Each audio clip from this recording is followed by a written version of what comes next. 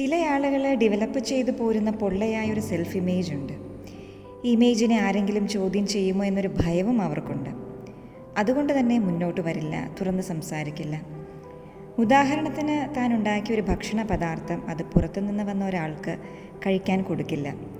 താൻ വരച്ചു വെച്ച ഒരു ഡ്രസ് ഡിസൈൻ മറ്റൊരാളെ കാണിക്കില്ല. കുറ്റം കേൾക്കേണ്ടി വന്നാലോ എന്ന ഭയം, ഫിയർ ഓഫ് ക്രിറ്റിസിസം. അങ്ങനെയുള്ളവർ വേണ്ട എന്ന് വയ്ക്കുന്നത് സ്വന്തം പേഴ്സണൽ ഗ്രോത്ത് തന്നെയാണ്.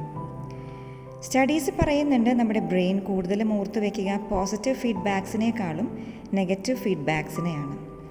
അതൊരു ഫാക്റ്റ് ആണെങ്കിൽ കൂടിയും ജീവിതത്തിൽ പിടിച്ചു നിൽക്കാൻ ശ്രമിക്കുന്നവർക്കും മുന്നേറിക്കൊണ്ടിരിക്കുന്നവർക്കും ഇതേ അനുഭവം തന്നെയാണ്.